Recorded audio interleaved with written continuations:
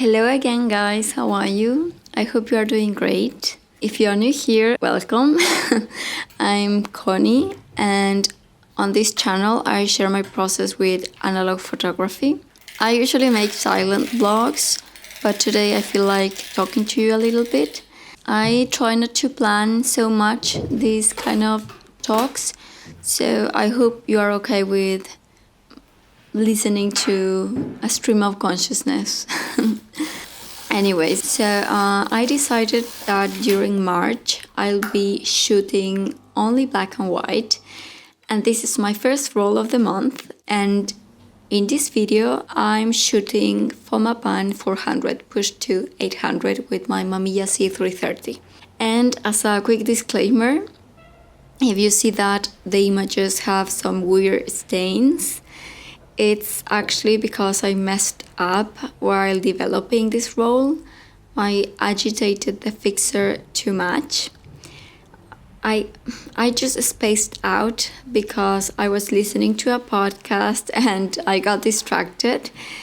I just kept agitating instead of stopping after 10 seconds, and this happened.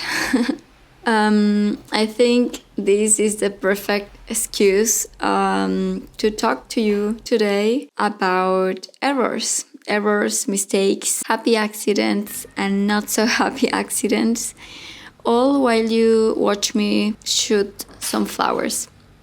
I guess all of us who have been immersed in the world of analog photography know very well that mistakes happen.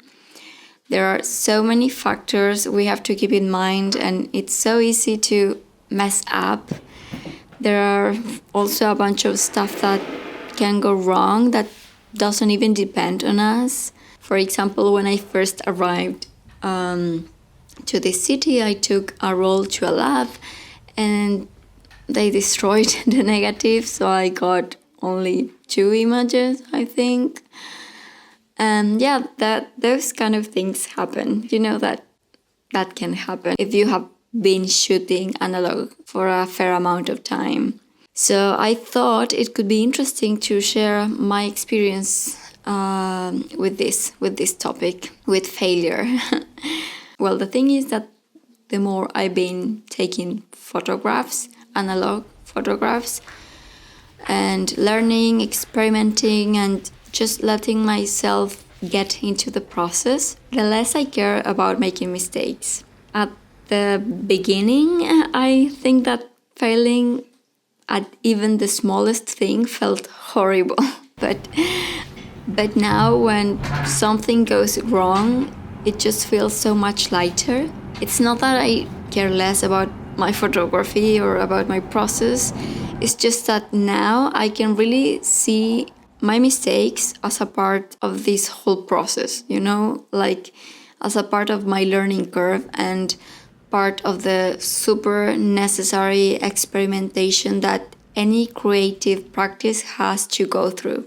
I have come to understand that the only way for me to build creative self-confidence has been through practice.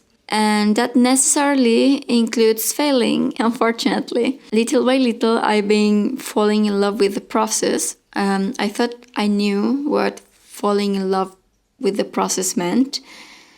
Of course, it's not a big idea, right? Everybody says you have to enjoy the process. But the truth is that I only really understood what that meant through practice. Through obsessing over things, seeing how every mistake opens up a new path to explore. Like, just sit and try to figure out what happened. Like, did I miscalculate the light? Okay, let's figure this out. Mess up the development. Okay, let's investigate. Most creatives talk about getting rid of imposter syndrome, letting go of perfectionism, being present in the process and not overthinking the outcome until the time comes. And for me, the only way to really connect with that has been by daring to start, by taking photos even when I didn't feel like it, even when I thought it made no sense to waste a roll if I was feeling unmotivated. Because, you know, when you are feeling insecure about your work and there is no external pressure forcing you to actually do it, it's so easy to find an excuse not to. And when you spend a morning shooting an expensive 36 exposure roll and all the images suck, or worse, the roll comes out blank, it's so easy to quit. But at least for me, just continuing and trusting discipline has been the key. It's through doing, and doing that my body and mind internalize and learn that the process itself is fascinating. And yeah, that's how I've discovered things about myself, like realizing that the perfect photos, for example, are usually the ones that attract me the least. And discovering my taste is fantastic.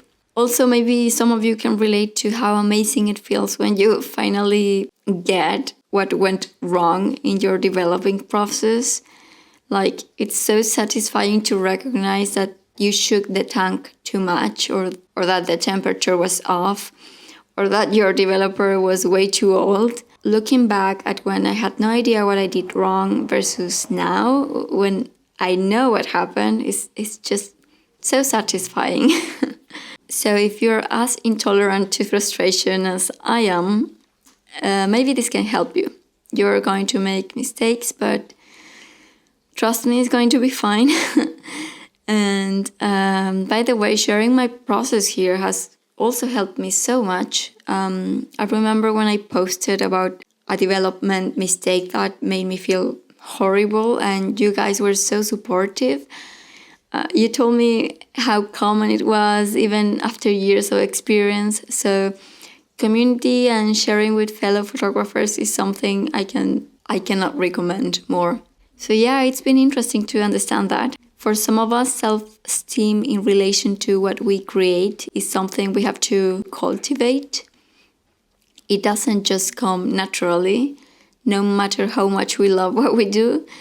So yeah, I hope this helps you to just shoot and give yourself permission to fail over and over again. And please, I would love to hear about your own experiences with this, with frustration, mistakes, motivation, imposter syndrome. I'm so curious to hear about your own experiences.